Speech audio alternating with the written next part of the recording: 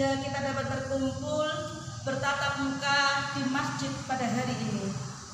Shalawat serta salam selalu tercurah kepada junjungan kita Nabi Agung Nabi besar Muhammad Sallallahu Alaihi Wasallam, putra padang pasir yang telah mendobrak kemusyrikan digantikan dengan kalimat tauhid la ilaha illallah. Semoga kita semua termasuk golongan orang-orang yang telah mendapatkan syafaatnya. Amin amin amin. Teman-temanku yang dirahmati Allah, teman-teman ya. Suatu ketika ada seorang murid yang bertanya kepada gurunya, "Ya Sayyidi, mana yang lebih baik?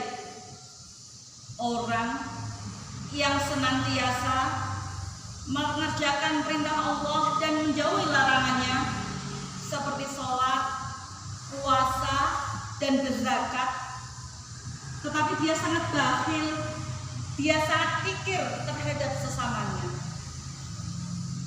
atau orang yang ibadahnya itu jarang-jarang, puasanya jarang, sholatnya itu bolong-bolong, tetapi dia sangat dermawan.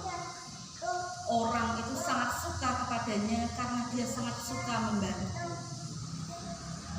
Ya Sayyidi, katakan kepadaku mana yang lebih baik di antara mereka?" Kemudian gurunya tadi menjawab, "Dua-duanya baik. Orang yang senantiasa menjalankan perintah Allah dan menjauhi larangannya, bisa jadi karena dia beriman kepada Allah, maka Allah akan melembutkan hatinya sehingga suatu saat dia tidak lagi menjadi seorang yang pikir. Dia bisa saja suatu saat akan menjadi seorang dermawan.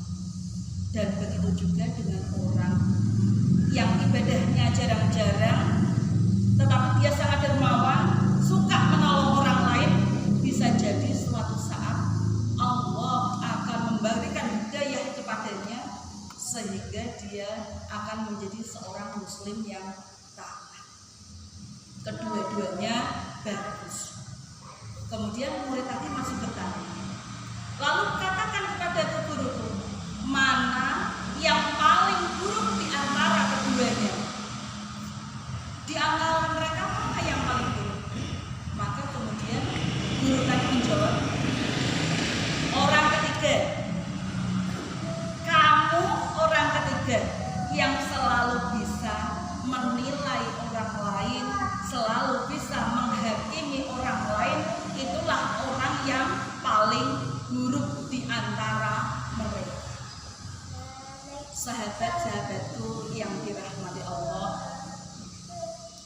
ada pepatah yang mengatakan bahwasanya gajah di seberang lautan sana tampak dengan jelas, sedangkan semut di depan mata itu tidak kelihatan. Tampaknya peribahasa itu sangat cocok dengan orang yang suka menghakimi orang lain, selalu bisa menilai orang lain. Nah, apakah orang itu ada? Di Indonesia itu ada, Bu. Kalau orang-orang seperti itu ada, Bu. Orang yang selalu menilai. Kalau di Salatiga ini juga ada, nih. Kalau di ruangan ini ada enggak? Enggak ada.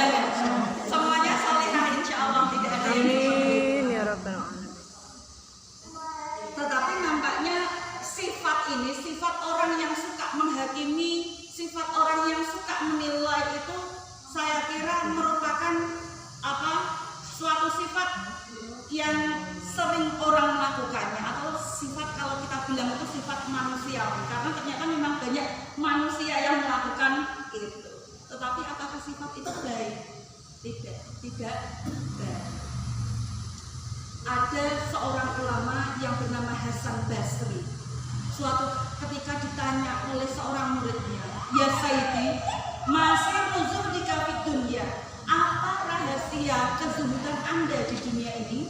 Salah satunya beliau menjawab, "Saya mengerti, saya memahami bahwa tugasku sebagai seorang hamba itu tidak akan dikerjakan oleh orang lain.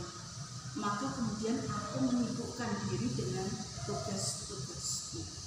Nah, ketika seseorang itu sudah mensyaki bahwasanya tugas kita sebagai seorang hamba tidak akan dikerjakan oleh orang lain, maka orang itu sudah pasti akan mendapat makom yang tinggi, karena dia itu sudah tidak bisa lagi menghakimi orang lain, sudah tidak bisa menilai perilaku orang lain, atau bahkan dia dapat mengatakan saya beserta golongan saya adalah ahli surga, sedangkan kamu beserta golongan kamu adalah ahli neraka.